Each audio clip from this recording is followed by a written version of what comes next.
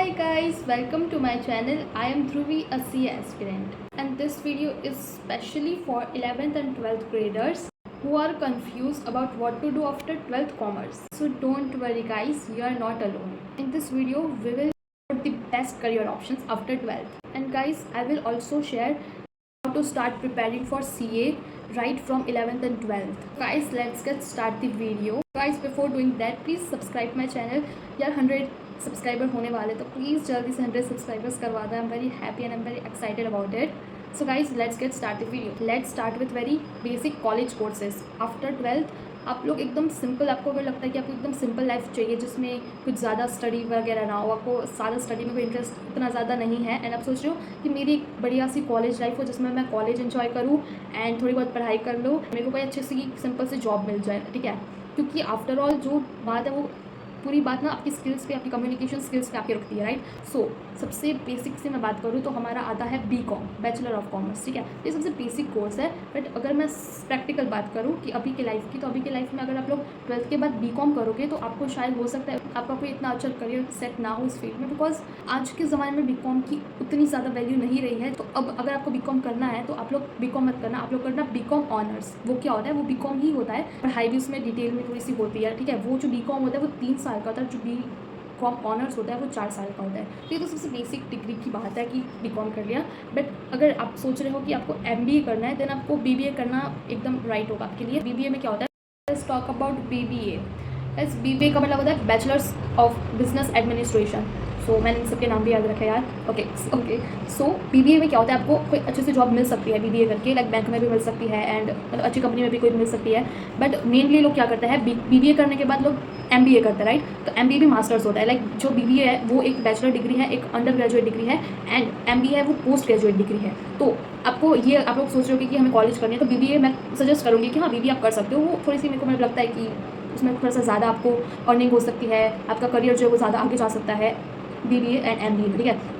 तो मैं ये कहना चाहूँगी कि अगर आपने सोचा है ये करने के लिए, तो आप लोग क्या करोगे, कॉलेज के जो 2 ईयर मतलब 3 साल होते हैं BBA में, तो 2 साल तो आप वही नॉर्मल से पढ़ाई करोगे, और जो 3rd ईयर में पढ़ाई करोगे तो आपको थोड़ी सी मेहनत करनी होगी, क्योंकि BBA के साथ आपको MBA की भी प्रिपरेशन स्टार्ट करनी होगी. लाइक MBA में जाने के लिए प्रिपरेशन स्टार्ट करनी होगी. एक एग्ज़ाम आती है कैट, तो उस एग्ज़ाम में क्या होता है, अगर आप वो एग्ज़ाम दोगे तो आपको कोई अच्छी सी यूनिवर्सिटी मिलेगी जहाँ से आप MBA कर सकते हो, ठीक है. तो आपको कोई अच्छी सी यूनिवर्सिटी चाहिए. अच्छी यूनिवर्सिटी से करोगे तो आपकी जो पैकेजेस होंगे, आपको जो कंपनी ऑफर करेगी वो कंपनीज आपको अच्छी मिलेगी, आपको पैकेज अच्छा मिलेगा, ठीक है. तो ये होता है. एंड एक और चीज़ होती है जिसको BBA करना होता है, वो IB MET कर सकता है. तो उसमें क्या होता है, BBA में ही MBA आ जाता है IB MET में, ठीक है. तो ये एक अच्छा मतलब वो है. बट उसमें भी बहुत ज़्यादा फीस होती है, कुछ 25 लाख से स्टार्ट होती है. मैंने ऐसे सुना है, मेरे को उतना ज़्यादा डिटेल में तो नहीं पता है, बस मुझे इतना पता है कि IB MET करके भी होता है. अब वो सर्च कर लेना आपको वो करना है, क्योंकि मैं डिटेल में बनाने लग जाऊँगी तो वीडियो बहुत ज़्यादा लंबी बन जाएगी. सो मैंने नॉर्मल जो बेसिक इन्फॉर्मेशन है वो मैं लाई आज की वीडियो में. ओके. BCA भी करते हैं, BCA करके MCA करते हैं, ठीक है लोग. तो गाइस BCA में भी कंप्यूटर के बारे में होता है कि बैचलर इन कंप्यूटर एप्लीकेशन, ठीक है. तो उसमें मैं कहना चाहूँगी कि अगर आपको BCA करना है तो आप मतलब मैं अगर आपको पर्सनली सजेस्ट करूँ तो मैं करना तो नहीं चाहूँगी BCA सजेस्ट आपको, बिकॉज सुन लो, बिकॉज क्या होता है कि कंप्यूटर में ना जो साइंस वाले होते हैं, जो इंजीनियर वाले होते हैं, जो मतलब IT वाले जो, तो वो लोग ने एकदम अपनी फील्डिंग सेट करके रखी है भाई कंप्यूटर में, ठीक है. तो BCA के लिए बहुत ज़्यादा हार्ड हो जाता है, बिकॉज साइंस वाले उनके बहुत बड़े कॉम्पिटिटर बन जाते हैं, तो उनके लिए थोड़ा सा हार्ड हो जाता है. तो फिर आप देख लेना, ठीक है. बाकी तो फिर मैंने से सुना था तो मैं आपको बोल रही हूँ कि अपने मैं अपनी पर्सनल गाइडेंस दे रही थी. बाकी BCA ऐसा अच्छा कोर्स है, कंप्यूटर के बारे में आपको जानने के लिए मिलता है. इसके अलावा आपको कुछ हार्ड चीज़ करनी है तो आप economics honours and maths honours कर सकते हो, ठीक है. या तो इकोनॉमिक्स ऑनर्स कर लो, मैथ्स ऑनर्स कर लो. तो इसमें क्या होता है, एक ही सब्जेक्ट के अंदर बहुत ज़्यादा डिटेल में पढ़ाया जाता है, तो आप वो कर सकते हो. उससे भी आपको अच्छी कंपनी में जॉब मिल सकती है. गवर्नमेंट एग्जाम के बारे में बात कर लेते हैं. तो कॉमर्स के बाद आप कोई भी गवर्नमेंट एग्जाम के लिए भी प्रिपेयर कर सकते हो.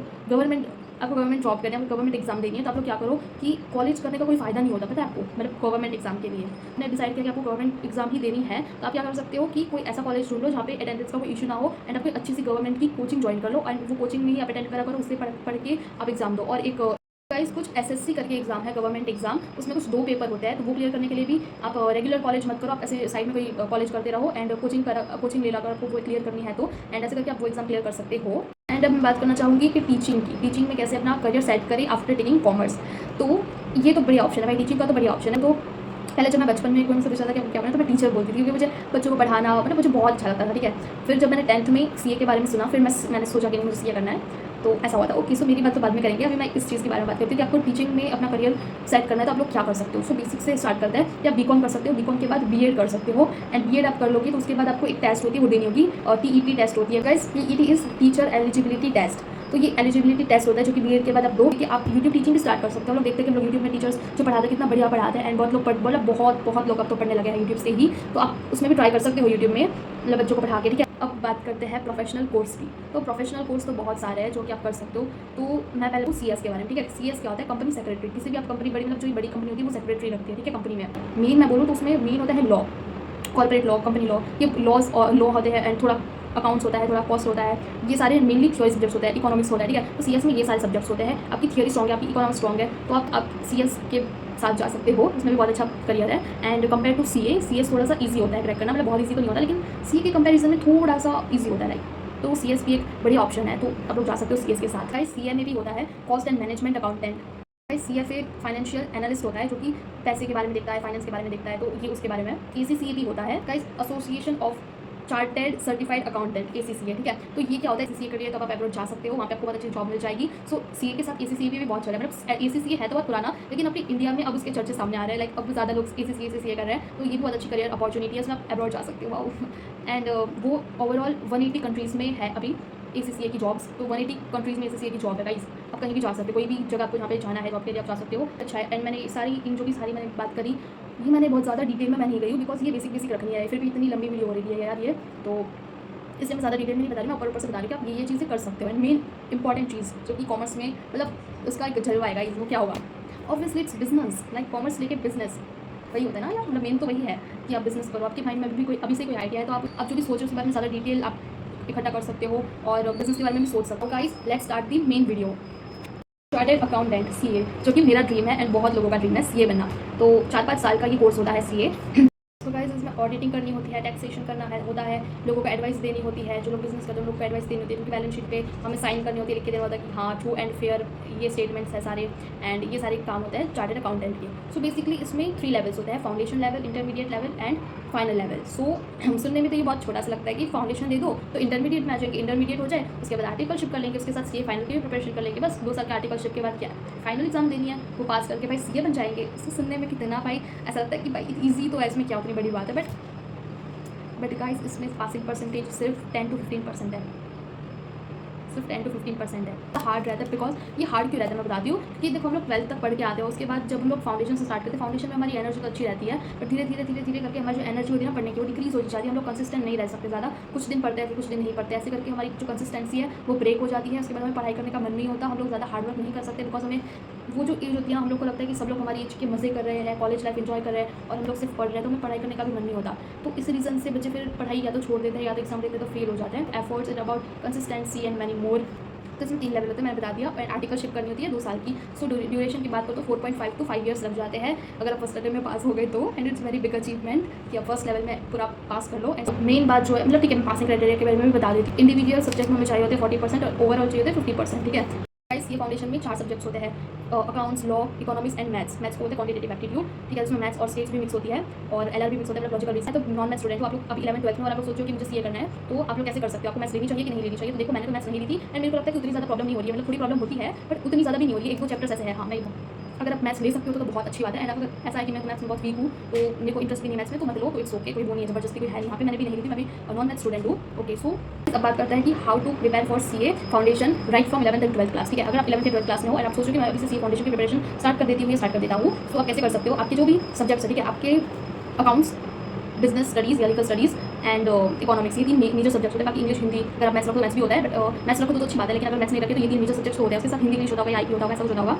तो आपको कैसे मैनेज करना है, आप लोग जैसे पढ़ते हो ना आप लोग को वही पढ़ना है, आपको कुछ ज़्यादा भी से इतना ज़्यादा सारे सब्जेक्ट नहीं पढ़ना है। आपको क्या करना है, सबसे पहले तो मैं आपको ये बताना चाहूँगी कि हमारा जो मैंने एक नोटबुक में लिख रखा है, ओके, मेरे को दिखा 1 मिनट, तो मैं आपको बताना चाहूँगी कि हमारा अकाउंट्स एंड इको जो सीए फाउंडेशन है उसका पूरा 60 to 65% 11th-12th से ही है, ऐसा एडिशनल और 20-25% या ऐसा कुछ परसेंट न्यू है, बाकी तो वही पुराना 11th-12th का ही है। सो अब आप स्कूल में जो आपको अकाउंट्स कराते हैं, इकोनॉमिक्स कराते हैं, आप सेल्फ स्टडी से करते हो वो ना इतना फोकस के साथ करोगे, इसको बहुत ज़्यादा फोकस के साथ कर लो ताकि आपको सी फाउंडेशन में प्रॉब्लम ना आए, एंड आपको एक्स्ट्रा पढ़ने की जरूरत नहीं है। Accounts and economics, law and maths आपकी पढ़ने की जरूरत है, बट आप वो अल्टरनेटिव डेज पढ़ो कि 2 दिन आप लॉ कर लो, 2 दिन आप मैथ्स कर लो, या फिर 3 दिन लॉ कर लो, 3 दिन मैथ्स कर लो, बस एक सब्जेक्ट ही उठाओ, ठीक है। अकाउंट्स तो आप वही 11th में या 12th का वो कर रहे हो वही करो, इकोनॉमिक्स भी आप वही कर लो, तो ठीक है। आप लोग यूट्यूब से पढ़ना स्टार्ट कर दो, नोट्स बनाना स्टार्ट कर दो। अभी आपको डिटेल बहुत ज़्यादा डिटेल में नोट्स मत बनाना, like short notes type notes बनाना, ठीक है। एंड गाइस मैं ऐसे बात करूँ कि यूट्यूब में हम किस टीचर से पढ़ सकते हैं, उसकी वीडियो भी मैं बाद में बनाऊंगी, बट अभी मैं उसकी वीडियो नहीं बना रही हूँ। सो आप लोग मेरे को बता देना अगर आप लोग को चाहिए होगी तो मैं बना दूँगी उसकी वीडियो कि कौन से यूट्यूब में टीचर्स है जो कि हम पढ़ सकते हैं, बहुत अच्छे टीचर सारे सब्जेक्ट्स के लिए, तो मैं बाद में बना दूँगी। बट अगर चाहिए होगी तो मैं बनाऊँगी, आपको चाहिए होगी तो आप लोग बता देना, ठीक है, कमेंट्स में। गाइस अपना मोटिवेशन बिल्कुल भी डाउन मत होने देना, बिल्कुल भी मत होने देना अपना मोटिवेशन। हो मोटिवेशन के लिए आप यूट्यूब में वीडियोस देख सकते हो, आप अच्छी अच्छी चीज़ें इमेजिन करो। मैं सीए बन जाऊँगी तो मैं क्या करूँगी, आप इमेजिन करो कि मेरी फर्स्ट सैलरी आएगी आफ्टर बिकमिंग सीए, तो वो उस सैलरी से मैं क्या करूँगी, अपने पेरेंट्स के लिए क्या करूँगी, अपने लिए क्या करूँगी। आप ये सारी चीज़ें इमेजिन करो तो आपको अंदर से मोटिवेशन आएगा पढ़ने का। एंड गाइस आपको जब पढ़ने का मन नहीं होता ना, तो भी आप लोग ऐसा सोचो कि मैं सिर्फ 5 मिनट ही पढ़ूंगा या 5 मिनट ही पढ़ूंगी, उसके बाद मैं नहीं पढ़ूंगी। ऐसा करके अपनी बुक्स के पास आओ, बैठो, जहाँ पे भी आप पढ़ाई करते हो वहाँ पे बैठो, 5 मिनट पढ़ लो आप, ठीक है, सिर्फ 5 मिनट पढ़ो। उसके बाद आप सोचो कि हाँ ठीक है 5 मिनट ही तो ये अभी 5 मिनट और पढ़ लेता हूँ, तो 5 मिनट पढ़ो कि इतने मिनट तक जब हम कोई चीज़ करते हैं ना थोड़ी देर तक, तो उसके बाद हमें फ्लो हो जाता है कि उस चीज़ का हमें फ्लो बन जाता है, एंड फिर वो चीज़ हम आसानी से कर सकते हैं। तो आप कुछ 15-20 मिनट पढ़ लोगे तो भी फिर आपका फ्लो बन जाएगा। फ्लो को मत टूटने देना। आपको जब पढ़ने का मन नहीं होता तो आप सिर्फ ये सोच लिया करो कि सिर्फ 5 मिनट पढ़ लेते हैं हम लोग, सिर्फ 5 मिनट पढ़ लेते हैं, ऐसे करके फिर आप लॉन्ग आवर्स तक भी पढ़ सकते हो। एंड आप लोग को कितना पढ़ना चाहिए, 11th या 12th में होगी। सो अगर आप 11th में हो अभी, तो आप लोग सेल्फ स्टडी की बात करो तो स्कूल तो रोज़ जाया करो भाई, स्कूल में जो पढ़ाते हैं ना वो अच्छे से पढ़ लिया करो, एंड यूट्यूब में भी रिवीजन कर लिया करो। एंड सेल्फ स्टडी की बात करूँ या देखो यूट्यूब प्लस सेल्फ स्टडी मैं दोनों को इंक्लूड करके बोलूँ। घर पे आने के बाद सपोज कि आप लोग 3 बजे घर पे आ रहे हो, आप लोग लंच करोगे, ब्रेक लोगे, ठीक है, जो भी है 5 बजे 6 बजे की एग्जाम मत देखना भाई, 5 बजे पढ़ने के लिए बैठ जाना। 5 बजे से पहले हो सकता है तो भाई बहुत अच्छे हो आप लोग, भाई आप लोग से अच्छा कोई नहीं है यहाँ पे अगर आप 5 बजे के पहले आ जाते हो तो। बट लेट से लेट 5 बजे पढ़ने के लिए तो बैठ ही जाना आप लोग। और मैं ये 3 बजे स्कूल से आने के वालों के लिए बात कर रही हूँ। 2 बजे आए हो तो आप लोग 4:30 बजे ट्राई करना आने के लिए पढ़ने के लिए, क्योंकि आप लोग लेट आओगे ना शाम को, फिर आपको मन नहीं होगा, फिर आपको बाहर आप मौसम देखोगे कि शाम हो गई है, बच्चे खेल रहे हैं, कॉलोनी में सब लोग चहल पहल मची हुई है, आपको पढ़ने का बिल्कुल भी मन नहीं होगा, आपको टीवी देखने का मन होगा, आपको फ़ोन में यूट्यूब में वीडियोस देखने का मन होगा। तो इसलिए मैं कह रही हूँ कि शाम की राह मत देखना, दोपहर से ही पढ़ने बैठ जाना, 4-5 बजे से पढ़ने बैठ जाना, मतलब बीच में छोटे छोटे ब्रेक्स ले लेना, उसमें कोई वो प्रॉब्लम तो होती ही नहीं है। आप लोग ऐसे कर सकते हो कि टाइमर सेट कर लो कि मैं 40 मिनट्स पढ़ूंगा या पढ़ूंगी जो भी है, एंड उसके बाद 10 मिनट्स का ब्रेक, फिर वापस से 40 मिनट्स, फिर वापस से 10 मिनट का ब्रेक, ऐसे करके भी पढ़ सकते हो। एंड मैं आपको एक यूट्यूब चैनल बताती हूँ, लाइक एक चैनल है, आप लोग ने भी शायद देख रखी होगी, उसका नाम है, आई थिंक उसका नाम मर्व है, MERVE। 1 hour 2 hour 3 hour 4 hour 5 hour 6 hour, इतने पूरे इसके वो है, स्टडी करती है इतनी देर तक फ़ोन ऑन रख के स्टडी करती है, तो हमें पढ़ने का मन हो जाता है। उसको दिखता है ना, तो हम लोग कि चलो हम लोग भी पढ़ते हैं, तो उसको फ़ोन है या लैपटॉप में आप पढ़ रहे हो या फिर बस दूसरा पेरेंट्स का फ़ोन है जो भी है, आप उसमें साइड में ऐसे करके रख देना, उसकी वीडियो वो चलता रहेगा, उसके साथ आप भी पढ़ते जाना, आप लोग को भी मजा आएगा गाइस पढ़ने में। ये मेरे पर्सनल एक्सपीरियंस है। एंड गाइस एक और चीज़ मैं बहुत इंपॉर्टेंट चीज़ कहना चाहूँगी कि गाइस पढ़ते पढ़ते गाना मत सुनना। क्या होता है, जब मैं भी पढ़ती थी तो मेरे को भी मन होता था गाना सुनने का, लेकिन एक चीज़ तो मैंने भी नोटिस करी थी कि जब मैं पढ़ते पढ़ते गाना सुनती हूँ गाइस, तो धीरे धीरे करके मेरा कंसंट्रेशन है, तो धीरे धीरे करके कम हो जाता है, एंड पढ़ाई पे से हट जाता है, एंड सॉन्ग्स के लिए बढ़ जाता है कंसंट्रेशन। फिर मैं बुक्स को साइड में रख के फिर सॉन्ग सुनने लगती हूँ। सॉन्ग वाली मिस्टेक मत कर देना, पर पढ़ते पढ़ते सॉन्ग मत सुनना, ब्रेक ले लेना 10 मिनट की, उसमें सॉन्ग सुन लेना, फिर वापस से बंद करके फिर पढ़ने आ जाना। तो वैसे ये चीज़ करना है। मैं बोलना चाहूँगी छोटी छोटी जो ब्रेक्स होता है उसमें फ़ोन मत लेना। लॉन्ग ब्रेक होता है आधे घंटे 1 घंटे का, उसमें ले लेना फ़ोन, बट जो छोटे छोटे ब्रेक होते हैं ना 5-10 मिनट के, उसमें से 5 मिनट का ब्रेक ले लो। तो मैं तो वही करती हूँ, पानी वानी पीती हूँ मैं, तो मैं क्या करती हूँ, मैं चल जाती हूँ, अपनी मम्मी को हक कर लेती हूँ, एंड ऐसे करके फिर मैं आ जाती हूँ यहाँ पे। कभी कभी मैं अपने भाई के पास चल जाती हूँ, मैं उसको थोड़ा सा परेशान करके फिर आ जाती हूँ, ठीक है। तो ये सारी छोटी छोटी ऐसी प्यारी प्यारी चीज़ें होती है ना, वही कर लेना, फ़ोन मत ले लेना, नहीं तो आप डिस्ट्रैक्ट हो जाओगे। Point to be noted, okay. So guys I think कि बहुत ज़्यादा मैंने बोल दिया। एंड आपको किसी स्पेसिफिक टॉपिक पे वीडियो चाहिए तो वो आप लोग कमेंट्स में बता दो कि हमें इस टॉपिक पे वीडियो चाहिए, तो मैं उस टॉपिक को डिटेल में बताऊंगी। इसमें तो मैंने बहुत सारे टॉपिक्स कवर किए हैं, बहुत सारे टॉपिक्स, बट सारे टॉपिक्स डिटेल में नहीं है, सिर्फ ऊपर से ही है। किसी भी टॉपिक पे आपको डिटेल में वीडियो चाहिए तो मैं वो बना दूंगी। एंड मैं कहना चाहूँगी लास्ट में आप लोगों से कि देखो गाइज, मुझे भी पता था, मैं जब 11th में आई तब मुझे पता था, मतलब 10th के लास्ट में मेरे को पता चला था कि मुझे CA करना है, और मैंने सोचा था कि मैं स्टार्ट भी कर दूँगी प्रिपरेशन, बट मैंने 11th में नहीं की, मैंने 11th में 12th की राह देखी थी कि मैं 12th से कर लूँगी। अभी तो मतलब मन नहीं होता था, अभी तो बहुत हार्ड लगता, 11th में मुझे बहुत हार्ड लगता था, इसीलिए मैंने उतना ज़्यादा कोई फोकस तो किया नहीं। मैं सिर्फ इतना ही देखते रहेगी कि CA में क्या होता है, CA में कैसे पढ़ते हैं, CA में कितने लेवल्स होते हैं, CA में आर्टिकलशिप कहाँ से करनी होती है, कैसे करनी होती है, किसके पास आर्टिकलशिप के लिए जाना होता है, कितनी सैलरी होती है CA की, CA में आर्टिकलशिप में कितना स्टाइपेंड मिलता है। बस यही सर्च करती रहती थी CA के बारे में, पढ़ाई का कभी मैंने सर्च नहीं किया था।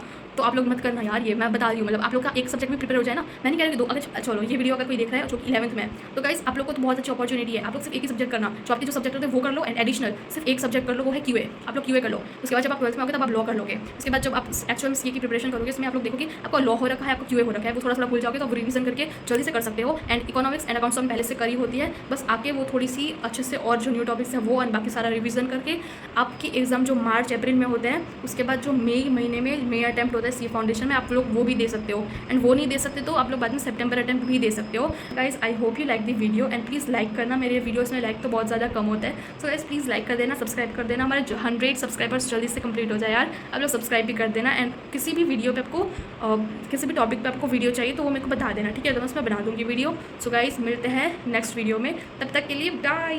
गाइस मैंने रीसेंट शॉट डाली है, प्लीज़ उसको जाके देखो। टाटा।